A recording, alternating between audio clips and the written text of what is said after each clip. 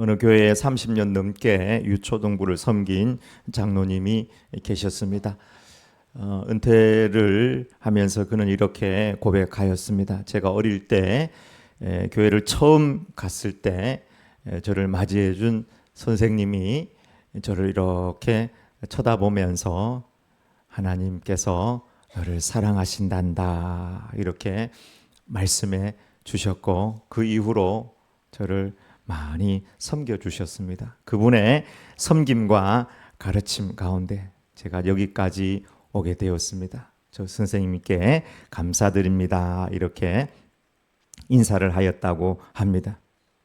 교사의 가르침과 그 사랑은 한 영혼의 인생 전체를 바꿀 수가 있습니다. 분재를 하는 장인들은 저 분재를 만들기 위해서 어린 나무 가지 하나를 어릴 때부터 묘목을 선택하고 자를 건 자르고 방향을 바꾸고 사랑과 정성을 쏟아서 위대한 작품을 만듭니다. 작지만 위대한 작품. 저 왼쪽에 있는 게 50억짜리입니다. 50억. 여러분 돈으로 얘기를 해줘야지 충격을 먹으니까 왼쪽에 있는 게 50억, 오른쪽에 있는 거는 가치를 다 할 수 없는. 우리가 축소 사회를 살아가면서 한 사람의 중요성을 우리가 깨닫고 어려서부터 한 영혼의 최선을 다할 때 내일 위대한 역사를 기대할 수 있을 것입니다. 한 사람 모세는 이스라엘 전체와 비교할 수 없을 것입니다. 다른 영혼과 모세 영혼의 무게는 같을지라도 한 사람 모세가 나오지 아니할 때 역사에 더 이상의 진전이 없었던 것을 보게 됩니다. 예루살렘이 망해갈 때에 로마가 올라와서 베스파시아누스 황제, 베스파시아누스 그때는 장군이었는데 그가 예루살렘을 둘러쌌을 때 이제 우리는 마지막이 되었고 끝이 되었구나 생각한 요하난 벤 자카이라는 랍비가 내가 죽었다고 해라 해서 이제 이렇게 관을 만들어 가지고 집어넣어서 이제 예루살렘을 빠져나가서 그 베스파시아누스 사령관을 만나서 우리가 항복하겠다. 그러나 내가 볼 때 당신은 앞으로 로마의 황제가 될 사람인데 당신이 로마의 황제가 된다면 우리에게 자비를 베풀어서 랍비 학교 하나만큼만은 살려두고 우리가 율법을 좀 가르쳐 있을 수 있도록 좀 해달라. 그리고 계속 그 사람이 이제 예루살렘을 이렇게 싸지 않고 그다음 티투스 장군이 왔을 때 베스파시아누스 황제가 그 이야기를 하고 제발 거기는 내가 요하난 벤 자카에게 약속을 했으니까 랍비 학교를 할 수 있도록 해줘라. 나라가 없고 땅이 없고 주권이 없어도 랍비를 통해서 율법을 가르치는 그 하나를 가지고 그들은 2000년 나라 없는 민족으로 살았지만 대단한 나라를 이루었고 그 교육을 통해서 수많은 노벨상을 거둔 역사를 우리는 확인하게 됩니다. 그처럼 우리 시대에 진정으로 필요한 리더 한 영혼을 세워 정말 하나님께서 기뻐하는 나라 민족 교회를 세워나가기를 축복합니다. 첫 번째, 좋은 교사 바울은 진리를 가르치며 전파하고 순종했던 교사입니다. 1절부터 4절을 한번 읽어보겠습니다. 하나님 앞과 살아있는 자와 죽은 자를 심판하실 그리스도 예수 앞에서 그가 나타나실 것과 그의 나라를 두고 엄히 명하노니 너는 말씀을 전파하라. 때를 얻든지 못 얻든지 항상 힘쓰라. 범사의 오래 참음과 가르침으로 경책하며 경계하며 권하라. 때가 이르리니 사람이 바른 교훈을 받지 아니하며 귀가 가려워서 자기의 사욕을 따를 스승을 많이 두고 또 그 귀를 진리에서 돌이켜 허탄한 이야기를 따르리라. 아멘. 오늘 본문에 보면은 좋은 교사의 중요한 기준 두 가지가 나옵니다. 그 첫 번째는 진리를 가르치는 교사, 두 번째는 진리를 전파하며 또한 순종하며 가르치는 교사입니다. 진리와 순종 혹은 전파입니다. 진리를 가르치는 교사인가 아니면 사욕을 채워주는 교사인가? 순종하며 전파하는 교사인가? 말로만 가르치는 교사인가? 오늘 이 질문 네 가지를 통해서 우리는 네 종류의 교사가 있다는 것을 확인할 수 있습니다. 첫 번째는 진리를 가르치며 전파하고 순종하는 교사입니다. 두 번째는 진리를 가르치지만 전파, 순종하지 않는 교사입니다. 말로만 가르치는 교사. 세 번째는 진리를 가르치는 동시에 사역을 채워주는 교사입니다. 네 번째는 진리를 가르치지도 않고 사역만을 채워주는 교사입니다. 진리는 성경이고 또 복음입니다. 이 성경을 가르치고 복음을 전하고 복음에 합당한 삶으로 가르치는 교사가 하나님께서 기뻐하고 또 하나님께 영광 돌리는 교사이고 성도일 것입니다. 며칠 전에 그 우루과이의 대통령이 5월 13일에 서거하였다고 그 뉴스를 통해서 보았습니다. 호세 무히카라는 우루과이 대통령인데 5월 13일에 서거하였습니다. 이 사람이 유명한 이유는 세상에서 가장 가난한 대통령으로 유명하였습니다. 그분의 이 정치적 성향은 약간 중도 좌파적인 성향을 가지고 있지만 뭐 좌파냐 우파냐 이게 중요한 게 아니라 그는 자기가 가지고 있는 신념대로 삶을 살았던 사람으로 대통령궁을 노숙자들한테 그냥 다 내줘버리고 추우니까 자기는 시골에 있는 그 농촌에 있는 가난한 그 집에 살고 자신의 생활비 대부분을 가난한 자들에게 주고 최소한으로만 살고 자기가 가지고 있는 조그만한 차 그거 하나 가지고 직접 운전해서 이제 출퇴근을 하며 그렇게 삶으로 살았던 대통령으로 유명합니다. 그래서 그가 죽고 나니까 많은 사람들이 울고 눈물 흘리고 지금 있는 대통령이나 앞으로 있는 대통령들 중에도 그분을 따랐으면 좋겠다 이런 인터뷰를 하는 것들을 보았습니다. 우리 모두는 가르침의 직분에서 한 사람도 제외될 수가 없습니다. 우리는 부모이기 때문에 자녀를 가르치는 입장에서 교사이고 내가 전도를 했다면 전도한 그 사람을 말씀을 가르치고 진리를 가르치고 진리의 본을 보여야 된다는 입장에서 우리는 교사이고 예수님께서 우리에게 명령하셨을 때 내가 분부한 모든 것을 가르쳐 지키게 하라 주님 명령이 있었기 때문에 이 교사의 직분에서 제외될 사람은 아무도 없습니다. 우리 교사 주일은 교회학교 교사들을 격려하는 날이기도 하지만 우리의 가르침의 본분을 새롭게 하는 날이기도 합니다. 무엇을 우리 자녀들에게 가르치고 어떤 모습을 보여주고 있는가? 많은 믿음의 가정의 자녀들이 어느 시점이 되면 교회를 떠난다는 통계가 있습니다. 부모가 교사를 하고 바른 모습을 보여줘야 되는데 그렇지 못해서 겨우 주일 성수하면 최고 잘하는 것이고 11조는 언감생심이고 한 달에 한 번 나와주면 막 그 정도로 됐다 생각하는 이런 신앙으로 나가는 가정들이 실제로 많이 있습니다. 여러분 세상 사람들에게 우리가 무엇을 말하고 무엇을 보여주어야 하겠습니까? 사역을 채워주는 가르침과 본을 보여야 되겠습니까? 제가 첫 번째 갔던 그 사역지에 바로 옆에 조그마한 교회가 하나가 있었는데 그 교회는 성도들이 오면 뭐를 가르치냐면 다단계를 이렇게 가르쳤어요. 그건 다 다단계를 해요. 이 제품을 쓰고 이 제품을 쓰고 다 예배드리고 그거 하는 거예요.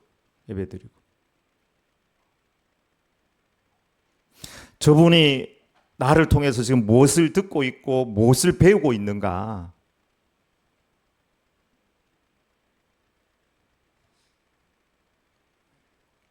사역을 채워주는 우리가 교사로 서 있지는 않는지 혹은 사역을 쫓아가는 귀를 가지고 있지는 않는지 돌아볼 필요가 있겠습니다. 귀가 가렵다, 귀가 가려워서라는 가렵다는 헬라어는 크네소라는 단어인데요. 간지럽히다, 가렵게 하다 하는 그런 의미인데요. 자기가 듣고 싶은 말만 자꾸 듣는 거예요. 그걸 자극해주는 교사. 즐겁고 위로하는 말만 자꾸 받으려고 하고 또 부담 없는 말만 듣고자 하는 그런 욕구를 채워주는 교사. 그거를 자기 안에 자꾸 두는 거예요. 그러나 하나님의 말씀은 살아있고 활력이 있어 좌우의 날선 어떤 검보다도 예리하여 혼과 영과 및 관절과 골수를 찔러 쪼개기까지 하며 또 마음의 생각과 뜻을 판단하니 지으신 것이 하나도 그 앞에 나타나지 않음이 없고 우리의 결산을 받으실 이의 눈앞에 만물이 벌거벗은 것 같이 드러나느니라. 하나님의 말씀은 칼이 되어서 우리를 수술하고 진단하고 판단하고 교훈과 책망과 바르게 함과 의로 교육하기에 유익한데 내가 반대로 말씀을 내 마음대로 재단하고 나에게 필요한 것만 받아들이는 내가 듣기에 좋은 말, 나를 위로하는 말, 내 욕심을 채워주는 말, 나를 지지해주는 그 말씀만 받는 것은 순서가 바뀌었다는 사실입니다. 자기의 사욕을 채우는 스승을 따르는 마음은 어떤 마음입니까? 첫 번째는 진리가 아닌 축복만을 추구하는 마음입니다. 회개도 없고 죄의 언급도 없고 제자도는 눈 씻고 봐도 없고 섬김도 없는 오직 축복만 추구하는 마음, 그것만 공급해주는 스승. 두 번째, 자기의 욕구나 습관을 정당화하는 수단으로 말씀을 보거나 그걸 자꾸 공급하는 스승, 또 따르는 마음입니다. 하나님은 사랑이니까 이 정도 죄는 괜찮아. 세상에 이 정도 죄 안 짓는 사람이 누가 있어? 이건 음란이 아니야. 이건 사랑이야. 다윗도 하나님께서 용서해 주셨잖아. 여러분 7계를 범한 사람들이 항상 다윗한테로 달려갑니다. 그리고 다윗도 하나님께서 이렇게 용서해 주셨는데 나도 다 용서해 주셨다고. 그렇게 자기를 정당화하는데 말씀을 사용하고 그걸 가지고 공급해주는 교사. 이거는 안 됩니다. 11조는 형평되면 하는 거야. 신약시대 11조 얘기가 어디냐. 여러분 신약시대의 11조는 너무 당연해서 아예 언급조차도 안 합니다. 마태복음 23장 23절에도 박하와 해안과 근처에 11조 그냥 다 드렸다고 이미 당연한 것으로 생각을 합니다. 히브리서 7장 8절에 또 여기는 죽은 자들이 10분의 1을 받으나 여기는 죽을 자들이 10분의 1을 받으나 이렇게 돼 있죠. 죽을 자들은 제사장을 의미합니다. 지금 살아있는 제사장. 저기는 산다고 증거를 얻은 자가 받았느니라. 저기라는 말은 멜기세덱을 두고 하는 이야기고요. 그 멜기세덱은 예수님을 예표하는 말로 저 본문이 사용되고 있습니다. 그러니까 저기서 우리 주님께서 영원한 그분 앞에 이제 11조를 받으셨다 하는 내용이 히브리서에 그렇게 기록되어 있습니다. 세 번째, 말씀을 자기 과시용 감성적으로 사용하는 경우가 많습니다. 어떤 유튜버들은 보면 제가 그런 걸 보면은 자꾸 말씀을 가지고 이상하게 꼬고 자기 과시용으로 이렇게 사용을 합니다. 여러분 말씀이나 신앙을 소유적으로 접하면 안 됩니다. 변화가 없습니다. 몇 독 했느냐 혹은 얼마나 말씀을 썼느냐, 말씀은 소유하는 게 아니고요. 말씀과 내가 바른 관계로 맺어가지고 말씀이 나한테 와서 말씀이 내 가운데 역사가 돼야 되는데 말씀조차도 무슨 돈을 소유하는 것처럼 자꾸 소유하려고 하는 것은 내 삶에 변화를 주지 못하는 것입니다. 우리 안에 이러한 스승을 따르는 마음은 없는지 살펴보아야 할 것입니다. 손양원 목사님께서 손동인, 손동신 저 교복 입은 아들이 손동인, 손동신인데 여순 반란 때 예수 믿는다는 이유로 이제 총살당해 죽었습니다. 근데 어떻게 사람들이 그 공산주의자들이 선동해서 죽였고 가장 선동했던 저 중간에 모자를 쓰고 있는 안재선 저 사람이 그렇게 자기 아들들을 죽였는데 저 사람을 자기 양아들로 삼을 수 있었는가 하는 것이죠. 가장 중요한 것은 말씀이었습니다. 내가 신사참배 거부해서 옥고를 치른 것도 제1계명 하나님의 말씀이 있었기 때문이고, 그것 또한 하나님의 10계명의 말씀이라면 원수를 사랑하라는 것도, 이것도 우리 주님의 명령이고 말씀이다. 그래서 내 아들을 죽인 저를 내가 양아들로 삼아야 되겠다. 피해가 가족이 가서 탄원하면서 그를 양아들로 삼겠다고 하니까 정말 그렇게 그 당시에 안제선을 풀어주고 양아들이 되게 했고, 송한양원 목사님이 저렇게 순교하였을 때 그 양아들이 마상주를 한 사진입니다. 그리고 손양원 목사님이 우리 아들들이 예수 믿는다는 이유로 순교한 아들들 그 죽음을 헛되지 않게 하기 위해서 내가 이들을 죽인 그를 내 양아들로 삼겠다. 그러니까 첫 번째는 말씀이었고, 두 번째는 구원에 대한 사랑, 구령에 대한 사랑, 이것이 손양원 목사님의 안제선을 양아들로 삼았던 근원이 되었던 것입니다. 여러분은 인생 살면서 어떤 사람을 만나면 얼굴을 찡그립니까? 아마 저와 여러분이랑 다 비슷하다고 생각을 할 것입니다. 이기적인 사람일 것입니다. 이기적인 사람은 키 크고 예쁘고 잘생겨도 그 자체로 보기가 싫습니다. 이런 사람은 자기 이익만이 최우선입니다. 자기 중심적이다 보니까 공감 능력이 떨어집니다. 남의 성공에 질투하고 용서하지 못합니다. 약속을 쉽게 생각합니다. 변명하고 합리화합니다. 받는 것만 좋아합니다. 진정한 기쁨이 없습니다. 이런 사람을 만나면 참 답답합니다. 그런 사람 주변에는 하나 둘씩 사람들이 떠나갑니다. 살다 보면 참 예수님 닮은 이타적인 사람을 만나게 됩니다. 7년 가뭄에 단비를 만난 것 같습니다. 그와 함께 하고 싶습니다. 그를 통하여 인생과 영생을 함께 논하며 영생의 반려자로 가고 싶은 마음이 있지 않습니까? 내가 우리의 자녀가 그런 사람이 된다면 그것이야말로 진정한 희망이 될 것입니다. 어떤 사람이 예전에, 원래 이 이야기는 정치에서 만든 게 아니고 박노해 씨가 사람이 희망이다 하는 그 책을 썼잖아요. 그런 말을 했는데, 사람이 희망이 아니라 예수 생명의 사람이 희망입니다. 예수 생명의 사람, 살아있는 나무, 예수 생명이 그 안에 살아있는 나무는 어떤 바위라도 뚫고 그 생명을 일으키고 아름다운 열매를 맺습니다. 우리가 무엇을 가르치고 실천하며 살아가야 되겠습니까? 그것은 바로 예수님을 가르치고 예수님을 보여주는 삶을 살아내야 할 것입니다. 예수 그리스도를 전하고 보여주며 예수님을 닮은 교사와 우리 모든 제자들이 되길 주의 이름으로 축원합니다. 두 번째, 좋은 선생 바울은 하늘을 가르치는 선생님이셨습니다. 6절에서 8절 읽어보겠습니다. 전제와 같이 내가 벌써 부어지고 나의 떠날 시각이 가까웠도다. 나는 선한 싸움을 싸우고 나의 달려갈 길을 마치고 믿음을 지켰으니 이제 후로는 나를 위하여 의의 면류관이 예비되었으므로 주 곧 의로우신 재판장이 그날에 내게 주실 것이며 내게만 아니라 주의 나타나심을 사모하는 모든 자에게 도니라. 오늘 1절에 보면 하나님 앞과 살아있는 자와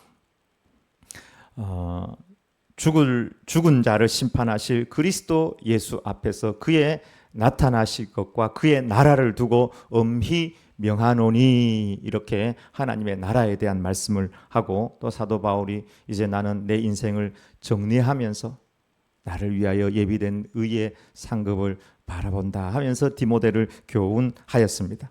사도 바울은 부활하신 예수님을 만나기 전에 너무 율법적이고 현세적인 삶을 살았습니다. 바울이 율법적이었다는 말은 여러분이 충분히 이해될 것입니다. 율법에서 위배되는 사람은 죽일 정도로 율법을 중요시 여겼습니다.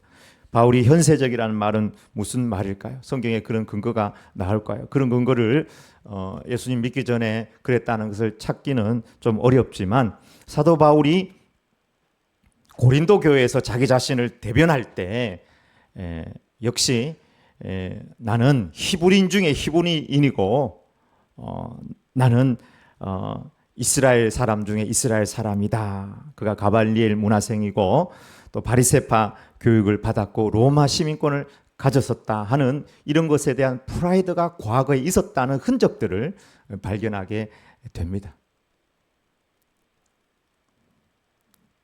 그들이 히브리인이냐 나도 그러하며, 그들이 이스라엘인이냐 나도 그러하며, 그들이 아브라함의 후손이냐 나도 그러하며 하면서 자기 안에 있는 자랑들을 쭉 하게 되는데, 이게 과거에 자기가 자랑했던 것들이고 주님 만나고 난 다음에 하늘을 경험하고 난 다음에 그 모든 것을 배설물처럼 여겼다고 하였습니다.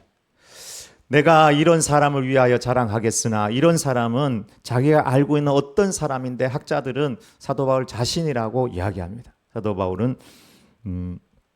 기도하는 가운데 하나님께서 환상을 보여주시고 천국을 이렇게 보게 하신 겁니다. 근데 그거를 다 계시가 많지만 그 계시를 다 이렇게 내놓질 않았어요. 다 이렇게 좀 숨겨놨어요. 그리고 조금만 이야기를 했습니다. 이런 사람을 위하여 내가 자랑하겠으나 나를 위하여는 약한 것들 외에 자랑하지 아니하리라. 내가 만일 자랑하고자 하여도 어리석은 자가 되지 아니할 것은 내가 참말을 함이라. 그러나 누가 나를 보는 바와 내게 듣는 바에 지나치게 생각할까 두려워하여 그만두노라. 그걸 자꾸 이야기하면 자꾸 상상하고 막 천국이 어떠냐부터 시작해서 막 이야기하니까 그걸 다 계시를 이야기를 하지 않겠다, 이렇게 말씀한 것입니다. 하늘나라 또 부활하신 주님을 만나고 나니까 이 세상은 그저 나그네 인생에 지나지 않다고 말하였습니다. 그래서 좋은 선생 바울은 지나칠 정도로 혹은 철저하게 천국과 상급을 바라보라고 그렇게 가르쳤습니다. 골로새서 3장 1, 2절에 보면 그러므로 너희가 그리스도와 함께 다시 살리심을 받았으면 위의 것을 찾으라. 거기는 그리스도께서 하나님 우편에 앉아 계시느니라. 위의 것을 생각하고 땅의 것을 생각하지 말라. Set on your mind above. 저 위에다가 너의 마음을 세팅하라. 이렇게 이야기했습니다. 세팅 자체를 아예 이쪽에다가 포커스를 맞추지 말고 하늘에다가 포커스를 맞추고 세팅을 딱 하고 살아가라. 고린도 후서 4장 17절 18절 다 같이 한번 읽어보겠습니다. 우리가 잠시 받는 환난에 경한 것이 지극히 크고 영원한 영광에 중한 것을 우리에게 이루게 함이니 우리가 주목하는 것은 보이는 것이 아니요 보이지 않는 것이니 보이는 것은 잠깐이요 보이지 않는 것은 영원함이라. 보이는 것은 잠깐이다. 보이지 않는 것은 영원하다. 지금 내가 보이는 곳에서 환난 당하고 어려움 당하는 것은 앞으로 영원한 것, 우리를 위하여 정말 무겁고 중요한 그것을 위하여, 그에 비하면 아무것도 아니라는 것이죠. 빌립보서 1장 21절에 이는 내게 사는 것이 그리스도니 죽는 것도 유익함이라. 부활하신 주님 내 안에 사니까 죽는 것도 뭐 죽음조차도 아무런 나에게 걸림돌이 되지 않는다, 이렇게 이야기하였습니다. 보이지 않는 것, 그것은 천국과 하늘나라의 상급입니다.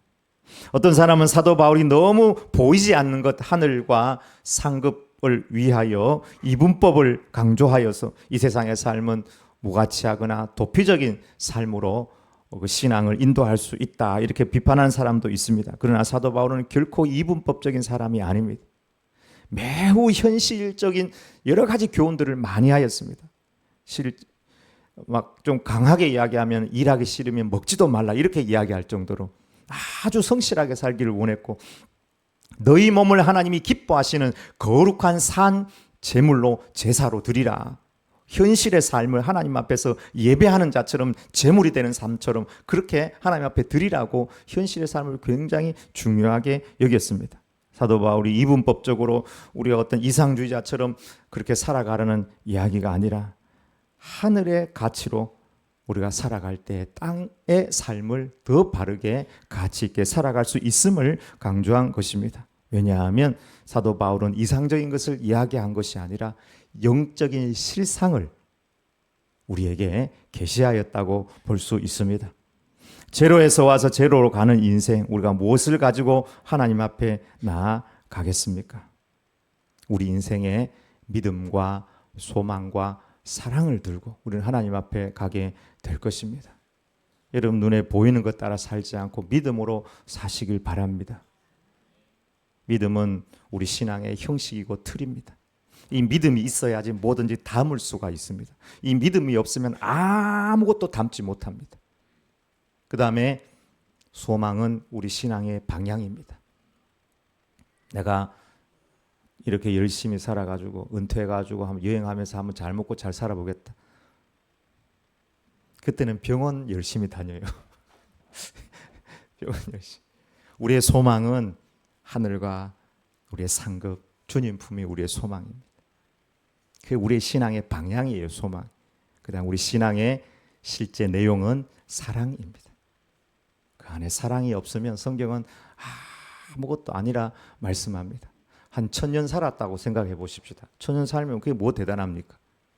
아무도 그 사람을 통해서 감동받은 것도 없고 위로받은 것도 없고 사랑의 흔적이 아무것도 없다면 그 1000년이 무슨 소용이 있겠습니까?